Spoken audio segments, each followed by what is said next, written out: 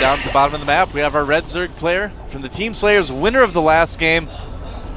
Can he make it a 2-0 and get to the round of 8 here in GSL Code A? He is John's favorite card game.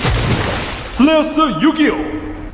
That sound of the glass like filling up with soda at the beginning always makes me thirsty. Me too. I'm getting hungry though, I haven't eaten yet today. Up at the top of the map, it is in the blue, our Terran player from the Team Prime. He is MarineKing Prime Week. You had a donut or something, didn't you? Oh yeah, you're right. I did. We did go to. That doesn't count as a meal exactly, though. Not especially, no. So MarineKing, I mean, it's do or die time. If he loses this game, he's out of GSL for the season. He's going to be back in Code A next season, obviously, if he loses. But, you know, he needs to win this game. He's not the type of player to accept, you know, Code A. He's a very emotional guy. Doesn't enjoy being down here at all. So, yeah, he's going to play his heart out this game. 100% for sure. Absolutely, positively for sure. I don't think so, man. I think he's going to try and lose. You think so? No, not really. You know, one thing I think we're probably going to see from MarineKing, that new Hellion Marine opening is the type of thing that I think would suit him very well, you know? I mean, early on in Starcraft 2's life, he was the type of player to just rely on micro to win games. So I could see him kind of embracing this new sort of opening early game TVZ style in a way that a lot of other players aren't able to. Just kind of cool. Yes, indeed. We do have YugiOh going for it. No, it may have been a planned build that he did before, for all I know, because he's actually going for hatch first and then gas in this game as well. And MarineKing has opted to just go for the barracks first. Not going to try and go for a fast expo this time. Yeah, but he's also coming in, getting some gas in there, so he's probably going to go into a factory pretty soon. A Marine running down, following the King's orders. That's right. Oh, sees a drone. Failing. He's a pacifist. Stopping the drone. Marine. And is that drone gonna? Oh, that one's not. Nope. Pacifist Marine is inspired by his other Marine who's not a pacifist. What? And YugiOh keeping the drone alive a little bit longer. I'm not sure what the point of that is, to be honest. Well, you can kind of keep the Marines occupied. You can, you know, keep a little bit of vision. He might be able to sneak back around the mineral line. Going to be pretty tough. Basically, he just wants to occupy the Marines and MarineKing, give him something else to think about. Anytime you can kind of add something to think about for the list, but he lets it finish. All right. Yeah, you can see how many. You can at least like kind of see what their army is if they're sending their whole army to kill your extractor. Yeah. You can see what's going on there. Kind of surprised he didn't try to cancel and at least try to run away, but I don't know. So we've got a reactor going down and a factory producing a Hellion and a starport. So, that's kind of interesting. Oh, could be Banshees as well from MarineKing. We'll have to see if there's a tech lab that's going to go down right after this first Hellion. It's true. Often you do see. Yeah, he is producing Marines out of that barracks. So often you do see the reactor barracks with Banshees because then you can spend your extra minerals, but he's producing Hellions at the same time. Yeah, well, I mean, he could just be going for you know, a Marine Hellion push too as well with the medevac. Yeah, he's hiding the Hellions. He's going to probably want to drop those Hellions in the back of the natural. Do some damage there while his Marines press her from the front. Yep, there's a medevac right now. So it is just going to be a standard Hellion drop, no blue flame or anything like that. Might even decide to add a couple Marines on there. Interesting. It's not a bad idea. The medevac should time up with about the 4th Hellion quite nicely, though. 3rd or 4th, yeah, 3rd Hellion, actually. No, he's actually going to push, probably pick up something on the way there. Zergling speed going up for YugiOh right now. He may actually just have the medevac along to heal the Marines for this push, because it looks like he's going for a little bit of a timing here. And it may work, because right now, YugiOh has a grand total of 4 Zerglings. Oh, okay, so this is a one-base play that's very annoying to deal with Zerg. You start with Hellions and you follow up with Cloaked Banshees as well. You can see that MarineKing's already building up quite a bit of gas. Yeah, this is actually really annoying. And he's actually even just going to elevate her in there. Yeah.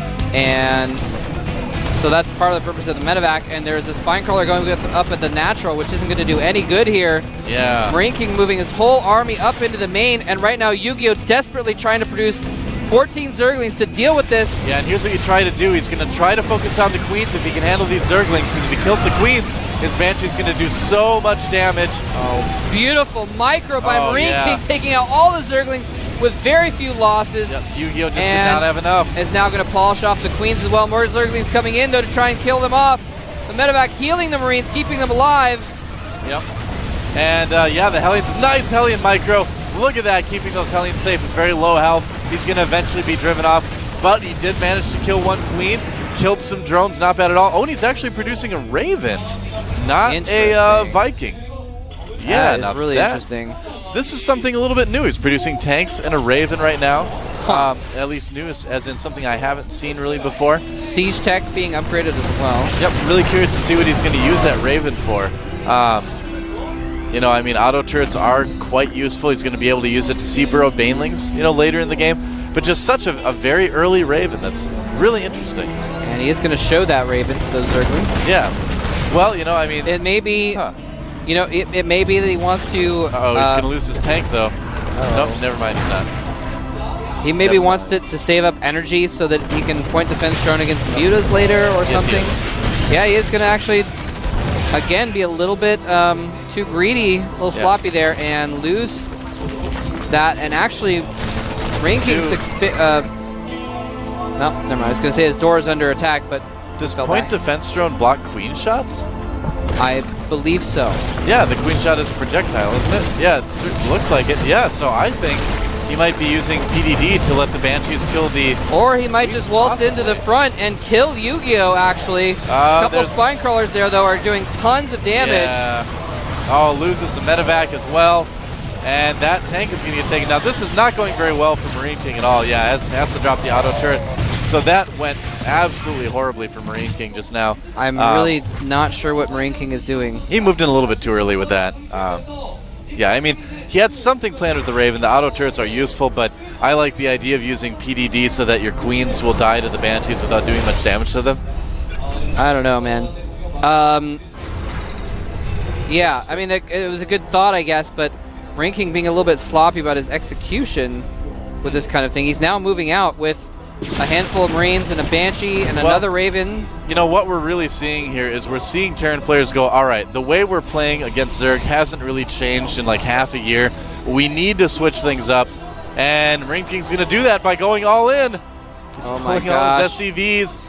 His Code A life is on the line. Exactly. MarineKing's entire Code A run, his chance at getting into the up and down matches rides on this attack right now. Yeah. He is moving across the map. Spine crawlers have been shifted forward. There are 3 infestors, though. And they're all going to have enough for fungal. And they all have a fungal. Pathogen Glands is upgraded. Yep. So this is, I think, not going to go well for MarineKing. Well, we'll have to wait and see. Banshee getting fungled right there. And he actually spends 2 fungals on 1 Banshee.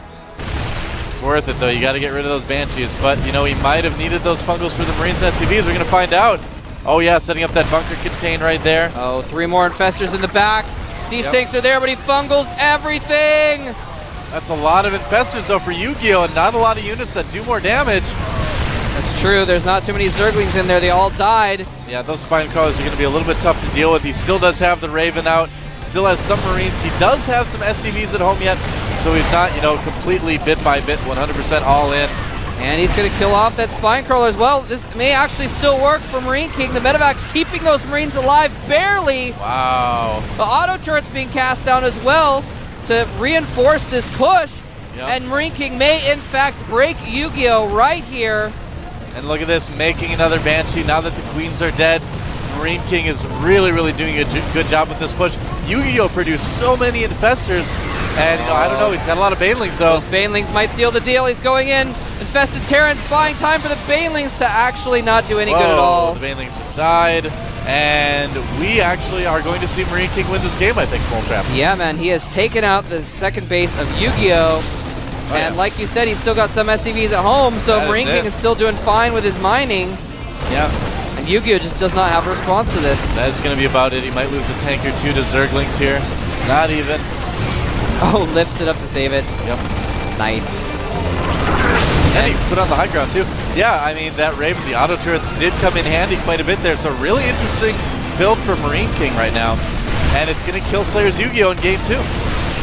Yeah, there's not a whole lot that YugiOh certainly is. There's the GG.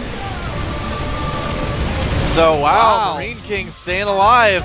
I was worried for him for a minute there. Well, you know, when I saw those like 4 fungals, yeah, and he had like enough Marines that only one fungal could probably hit them all if they were grouped up. I was like, I think he's going to die, but he used a couple fungals on one Banshee, which you're right, was a good move.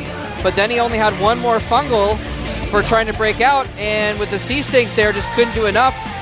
And once MarineKing got his foot in the door, yeah, the Banshee was a big part of it too, because I don't know if MarineKing knew that there were going to be infestors on the way, so when he saw his Banshee get fungled, that's kind of what prompted him to split up his Marines that much. Because, yeah, he just had a really good Marine split, too. It's going to be really hard for Fungal to be all that effective anyway at that point in the game. Yeah. Yeah, really nice one-base push from MarineKing. Gets him back in the series. We're tied up 1-1. Going to go to Game 3 on Tal'Darim Altar. Tal'Darim Altar is going to be the last map. It's going to be a large map, so if you are correct and YugiOh prefers playing that Slayer's macro style, he has in the past, may play more into Yu-Gi-Oh's hands than MarineKing's, who prefers... Well, I mean, he plays macro games too, actually, but he does now, yeah. But he does, but he is. I mean, that's his specialty, is just doing small group micro and just having impeccable control. Yeah, that's very true. He basically almost invented stutter step and splitting against Banelings. Yeah, I mean, if you go back to Open Season 2, him against Kyrix was kind of like the game where everyone's like, wow, MarineKing, back when he was called Boxer. Yeah. Not the Boxer. Foxer. He's like fake Boxer, Foxer. Yeah. Right. The story of MarineKing is a long one and dramatic one, exciting one. Is his Code A story going to end here? Countdown is going. We're going to find out, man. It is up to this next game on Tal'Darim. Is YugiOh going to be able to get his first shot at the up and down matches, maybe second, I'm not sure. Or is MarineKing going to have a shot at getting back into Code S to get another silver medal someday? We're going to find out here in just a moment at the GSL. GSL. Right now.